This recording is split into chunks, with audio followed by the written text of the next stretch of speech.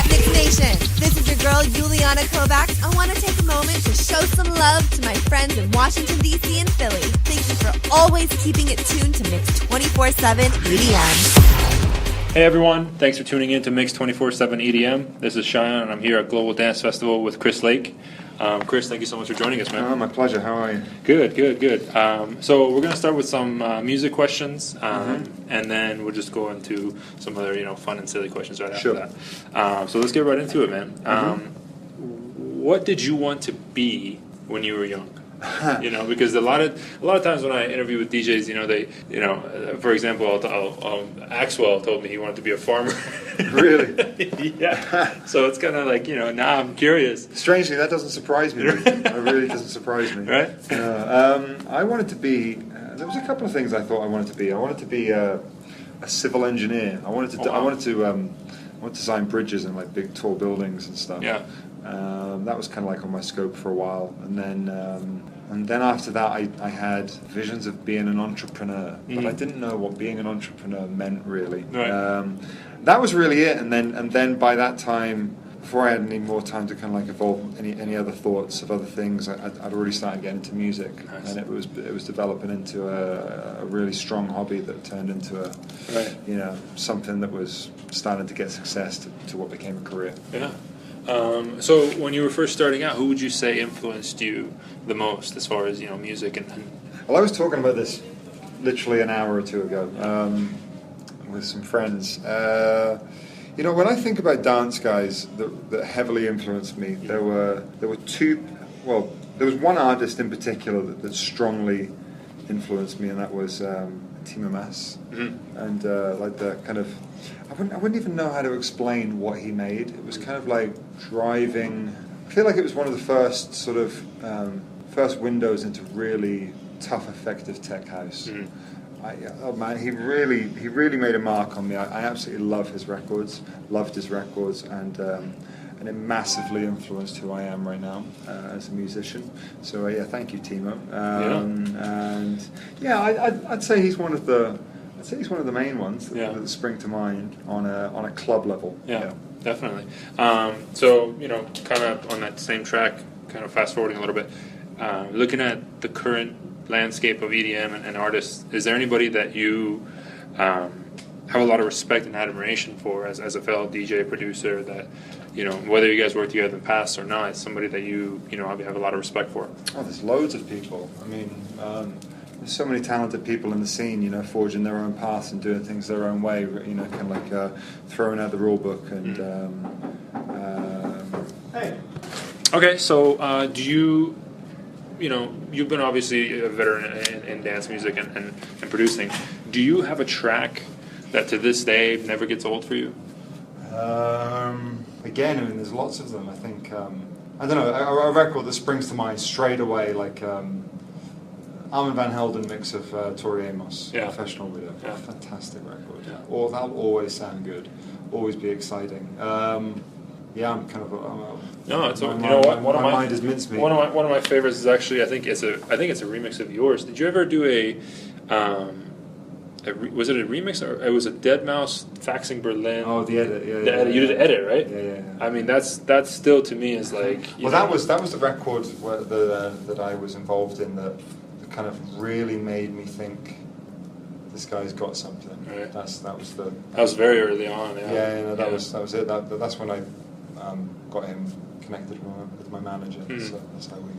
And that beat is like so infectious. To this day, if somebody asks me off the top of my head, that'll be one of my tracks that I say. Yeah, that kind of that sound marked a change in the sound in dance music. He did change the landscape. He did. Yeah. So, again, because of your expertise and everything, I have to ask, if you were speaking to like an up-and-coming DJ who, maybe just had their first gig or who was still, only on their SoundCloud page and still working on their, trying to find their music, their sound, what advice would you have for an up-and-coming, DJ? Well, I think... the key thing for me that makes anyone stand out is having a unique identifier. You know, we all have, we all walk around. We all have heads. We all have eyes, noses, mouths. You know, but without those kind of like nuances of those features, we'd have no identity. Without a personality, we'd have no identity. And you know, people need to show their personality or uniqueness through the music. And if the music that you're doing or making is an imitation, you know, well, firstly, you're only ever going to be second best because there's already someone who beat you to a minimum. You know, it's just about finding your own stamp, finding your own mark. That's truly the way to succeed in this industry. Obviously, it's not just a case of okay, be unique and everything's going to fall together. There's obviously key things that everyone needs to do to get noticed. One of them, obviously, be lucky, meet the right people. But you know, there's one thing that's kind of like in the artist's control, and that's just being creative. You know, be different, and that's one of the key things I'd encourage. Yeah. I think that's really important. I would agree. You know, it's you can idolize these other DJs and producers coming up, but at some point you gotta have your own style, right? Be you. Yeah, exactly. Okay, so are you ready for the tough questions? Let's do it. Okay. Favorite pizza topping? Just give me a margarita. I'm not fussy. I'm just not fussy. I'm not fussy. All right. Do you have a favorite superhero? I don't even know if you'd class it as a superhero. It'd be a cartoon. It'd be like Lion-O, Thundercats. All right. Okay. You know what? All your readers will be like, huh? What? What the hell is that? We'll have to expand on that. Yeah. You might need a picture with a link right next to it. Yeah, exactly. So if you were stranded on an island, name 3 things you absolutely must have with you. Okay. I joke about this with my wife. I question if it would be her or my laptop first. Right. You know. But anyway, you know, rather than split hairs, it was definitely my wife. Okay. I'm such a sad bastard. Probably my laptop, because we're not going to go into the nuances of like power and No. Everything is. It's basically saying this is an island that's deserted, but Elon Musk has provided worldwide power to. Yeah. Right. There's Wi-Fi everywhere. Right. Okay. Fantastic. Yeah. I love Elon. So, my laptop. Shout out to Elon. Thank you, Elon. Tesla forever. Tesla for life. I don't know. Like a third thing, maybe. Margarita pizza. I don't know. Like a coconut tree. Coconut tree. All right. Chances are it's probably going to be there on the island. But I like coconuts. Yeah. They make you feel good in the sunshine. That's they true. Really do. That's coconut true. Tree. Every part of a coconut is good for you. But having said that, I'd have to make sure that I used the laptop when I wasn't underneath the coconut tree, because obviously I would not want to damage said laptop. Or wife, you know. Equally. Equally. Again, not splitting hairs. All right. I'm not prioritising either. All right, I appreciate the depth of that answer. Thank you. Lastly, I'm joking, by the way. No. Obviously, my wife would be first. cover your ass a little bit there. Yeah, obviously.